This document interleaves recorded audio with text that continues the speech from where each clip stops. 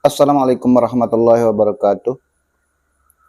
Saudara, mungkin saudara pernah mengalami dimintai pertolongan oleh seseorang atau beberapa orang disebabkan karena salah satu dari mereka ada yang kesurupan atau kerasukan. Tapi saudara tidak bisa berbuat apa-apa karena merasa awam, merasa tidak mengerti dalam hal ini, tidak tahu apa yang harus dilakukan. Maka untuk itulah dalam kesempatan ini kami berbagi pengalaman, berbagi cara atas apa yang kami pahami, bagaimana menangani orang yang kesurupan. Saudara, ketika kita berhadapan atau akan mengatasi orang yang kesurupan, maka ketika kita datang jangan langsung melakukan sesuatu. Jangan langsung mengambil tindakan, apalagi tindakan yang kita memang belum kita pahami. Ketika kita berhadapan dengan orang yang kesurupan, hendaknya kita perhatikan dulu dari perilakunya, dari ucapannya, karena kesurupan ini ada bermacam-macam. Ada kesurupan yang disebabkan oleh rasa amarah yang terpendam, rasa jengkel, rasa dongkol, emosi yang tidak tersalurkan, tertahan di dalam hati, yang akhirnya meledak berupa kesurupan. Ada juga kesurupan yang disebabkan oleh pegangan ilmu-ilmu hitam yang begitu kuat, yang pada akhirnya justru ilmunya tersebut yang mengendalikan dirinya, apalagi di saat jiwanya labil, jiwanya lemah, di saat dia marah seumpama, maka ilmu-ilmu yang dipegangnya itu akan aktif secara kuat melebihi kesadarannya. Ada juga penyakit kesurupan yang disebabkan oleh penyakit fisik sebenarnya. Penyakit panas yang terlalu tinggi yang menyerang saraf otak, misalnya tipes, malaria, DBD, dan lain-lain, itu juga bisa menyebabkan semacam kesurupan. Dan ada lagi kesurupan yang disebabkan oleh gangguan setan, misalnya karena seseorang di satu tempat bicara sembarangan, bicara berteriak-teriak, atau bicara jorok yang secara agama memang dilarang, sehingga pada akhirnya setan mempunyai peluang untuk mengganggunya. Jadi ketika kita menghadapi hal yang demikian, kita diam dulu, kita lihat perilakunya, kita simak apa yang dia bicarakan. Karena dari apa yang dia katakan, kita bisa nantinya akan mengetahui sebenarnya kesurupan ini disebabkan apa. Dengan kita mengetahui ciri-ciri dari berbagai macam kesurupan. Yang pertama, apabila seseorang itu kesurupan disebabkan oleh rasa amarah atau rasa dongkol, jengkel dalam hati yang terpendam, yang akhirnya meledak, itu mempunyai beberapa ciri-ciri. Biasanya dia selalu berkata untuk menyuruh seorang pergi. Ada perkataan-perkataan bahwa dia sudah tidak tahan lagi, dan lain-lain.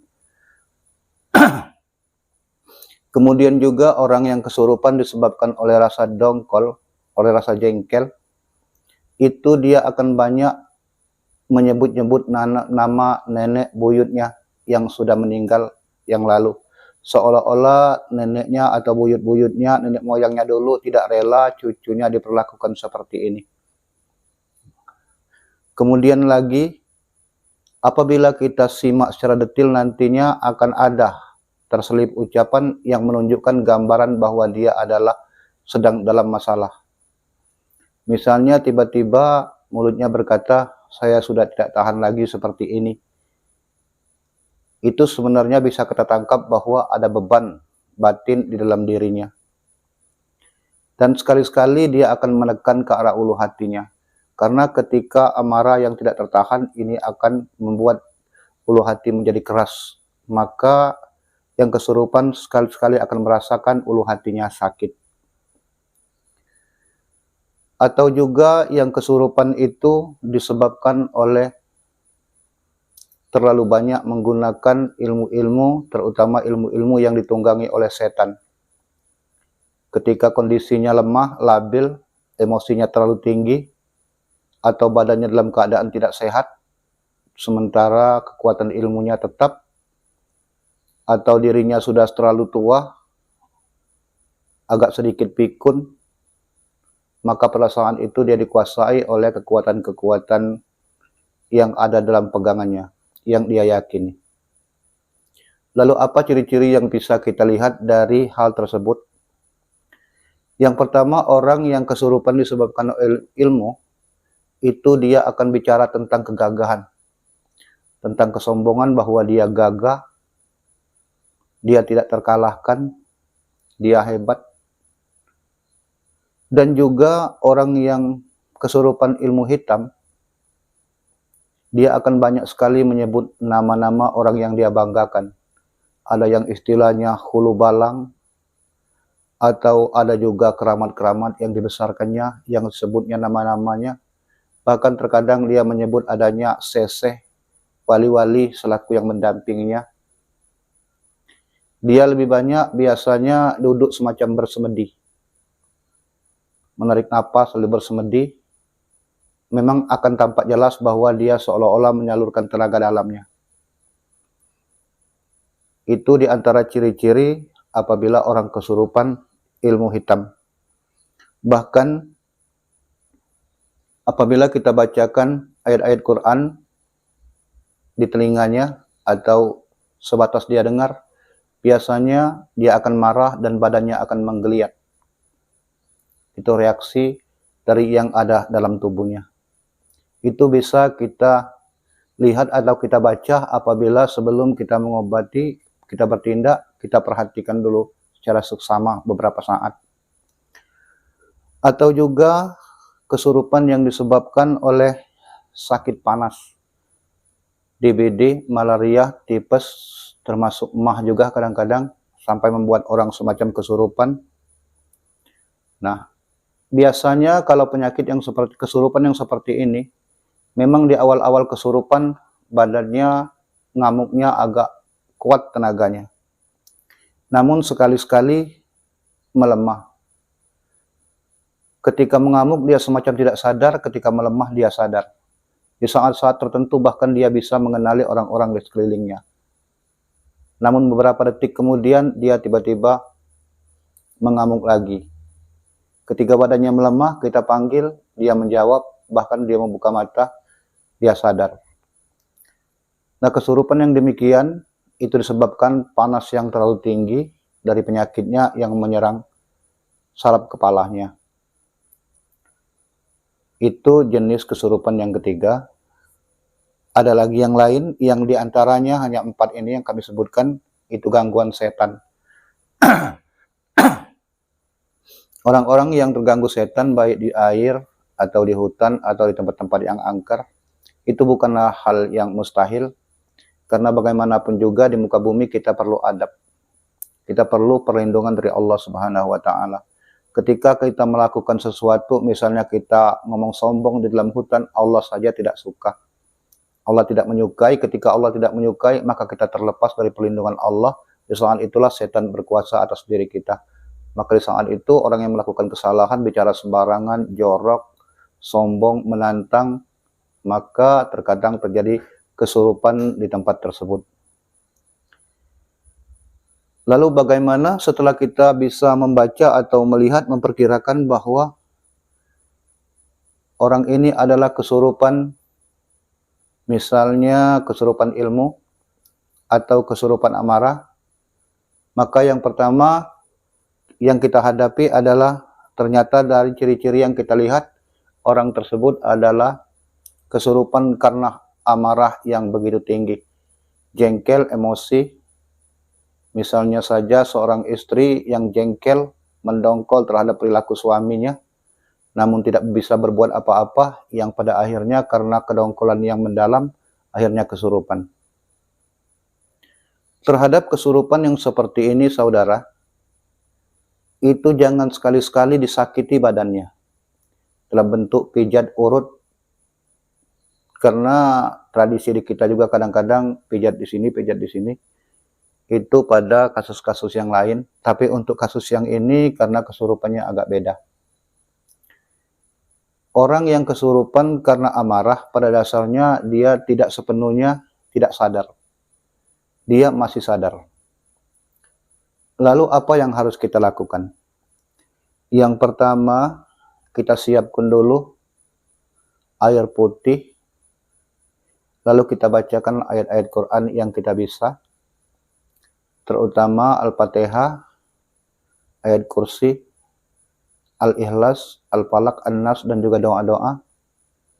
Dan yang terpenting adalah kita mohon kepada Allah dengan bahasa kita sendiri, mohon pertolongan bahwa kita tidak bisa berbuat apa-apa, kita hanya mengamalkan ilmu yang kita pahami, sedangkan alhasil adalah semuanya dari Allah Subhanahu wa taala. Kita mohon kepada Allah. Kita berserah diri kepada Allah. Kita bukan orang yang hebat. Justru dengan kita menyerahkan kepada Allah inilah nantinya akan menjadi kekuatan. Akan menjadi pertolongan Allah yang kadang-kadang di luar kemampuan kita, yang tidak terpikir oleh kita. Lakukan, sudah kita bacakan apa yang kita bisa. Lebih baik perbanyak lagi sholawatnya. Kita tutup dengan syahadat seumpama. Amin, lalu kita tiupkan di air. Lalu kita tahan dulu airnya. Orang yang kesurupan disebabkan oleh amarah, oleh rasa dongkol, itu akan mengamuk-ngamuk. Apabila dia adalah orang yang sejenis dengan kita, artinya kalau kita laki-laki, dia yang kesurupan laki-laki, tidak apa-apa kita rangkul dengan pelan. Kita rangkul dengan pelan, kita buka kesadarannya. Bisikkan di telinga kanannya, Assalamualaikum si A. Sesayub apapun engkau mendengar suaraku, tolong ikuti. Jika dia berlainan jenis, cukup mendekat saja. Yang penting terdengar di telinganya, di sebelah kanan. Jadi kita ucapkan salam. Boleh jadi dia mendengar suara kita sayup-sayup. Lalu tuntun dia dengan istighfar. Astagfirullahaladzim. Astagfirullahaladzim. Astagfirullahaladzim. Sampai di istighfar ini biasanya belum ada reaksi apa-apa dari yang kesurupan. Maka kita tuntun dia dengan doa yang dipahami dalam bahasa dia. Contohnya seperti ini, kita bisikkan di telinganya. Ya Allah, tolong aku ya Allah. Ringankan bebanku ya Allah. Aku tidak tahan dengan beban seperti ini. Ringankan ya Allah. Astagfirullahaladzim. Lakukan itu berkali-kali di telinganya. Nanti akan terlihat reaksi dia yang mengamuk-ngamuk akan melemah. Ketika kondisinya sudah mulai melemah, tenaganya tidak lagi kuat, maka air yang kita siram, yang kita sudah isi dengan doa-doa tadi, kita basahkan di bagian kepalanya biar dingin. Kita ulang lagi seperti tadi di telinganya, Astagfirullahaladzim, ya Allah, tolong aku ya Allah, ringankan bebanku. Nanti dengan begitu secara perlahan dia akan mengikuti apa yang kita ucapkan, ya Allah. Nah, ketika dia mengikuti apa yang kita ucapkan, itu artinya kita sudah bisa berdialog dengan yang kesurupan. Kita tanya, apakah mau minum? Kalau dia mengangguk, cepat diberikan minum. Sambil terus tuntun. Terus berdoa kepada Allah, perintahkan. Jangan diikuti beban. Cuma lupakan beban. Ingat Allah yang menolong. Kalimat-kalimat seperti itu akan membuat dirinya perlahan-lahan plong, perlahan-lahan plong. Perlahan-lahan dia akan merasa terbuka dari ikatan yang begitu kuat dari emosinya yang sampai membuatnya tidak sadar. Sesudah minum, biasanya dia jauh lebih tenang. Ngamuknya tidak ada, hanya saja membuka suara yang agak sulit. Ketika keadaan demikian, tanya, apakah di ulu hatinya sakit, di bagian sini sakit. Bila benar dia kesurupan disebabkan oleh rasa dongkol, rasa marah, pasti dia akan mengatakan iya. Lalu tekan di bagian sini pelan-pelan saja. Pelan. Lanjut tanyakan, bagaimana keadaan pandangannya, apakah sekarang lebih terang? Kalau dia mengatakan iya lebih terang, dan kita lihat reaksinya ketika melihat itu memang sudah bukan lagi pandangan ke arah gaib, sudah pandangan normal, artinya dia sudah sadar dengan keadaan sekelilingnya. Maka basahkan lagi badannya, tanyakan lagi kondisi dia, bagaimana, apakah sadar, apakah ingat dengan siapa ini. Ketika dia sudah mengenali siapa orang di kiri kanannya, artinya sudah tidak ada lagi masalah. Kunci terakhir, sesudah kita minumkan airnya, kalau perlu minumkan lagi, perintahkan dia untuk mandi, tanya badannya. Apakah badannya panas? Dia jawab iya. Apakah ingin mandi? Ketika ia menjawab iya, maka perintahkan seseorang untuk menemaninya mandi, sebagaimana mandi biasa. Apabila dia sudah mandi, biasanya begitu selesai mandi, maka akan terlihat senyum segar. Senyum yang seolah-olah malu disebabkan oleh perilakunya sebelumnya. Apakah dia tahu perilaku dia sebelumnya? Dia tahu persis. Karena kesurupan disebabkan oleh emosi itu pada dasarnya bukan kesurupan yang memang tidak sadar 100%. Masih dalam kesadaran. Hanya sekali-sekali emosi ketika ingat dengan masalah itu meledak. Kita buktikan atau kita perhatikan orang yang kesurupan disebabkan oleh emosi itu bisa membedakan orang.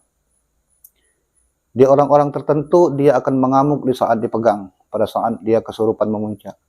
Tapi ketika dia berhadapan dengan orang-orang yang disegani, yang dia tahu misalnya orang itu orang alim, orang yang dia hormat, maka sikapnya akan berbeda. Ketika orang lain memegang tangannya, dia akan mengamuk. Ketika orang alim yang dia hormati memegangnya, dia akan tenang. Itulah membuktikan bahwa sebenarnya orang yang kesurupan disebabkan oleh amarah yang tinggi, itu pada dasarnya sadar. Maka tindakan yang kita lakukan seperti itu. Saudara, jadi pada kesempatan ini kita bahas dulu mengenai bagaimana cara mengatasi kesurupan orang yang sedang amarah. Nanti insya Allah kita lanjut pada konten berikutnya, bagaimana mengatasi orang yang kesurupan disebabkan oleh ilmu hitam atau ilmu-ilmu gaib yang dia dapatkan, yang ada dalam pegangannya, dan juga bagaimana mengenai orang-orang yang terkena sakit panas atau yang terganggu setan. Maka insya Allah nanti kita lanjutkan pada bahasan konten berikutnya. Itu saja, semoga bermanfaat. Wabillahi taufiq wal hidayah. Wassalamualaikum warahmatullahi wabarakatuh.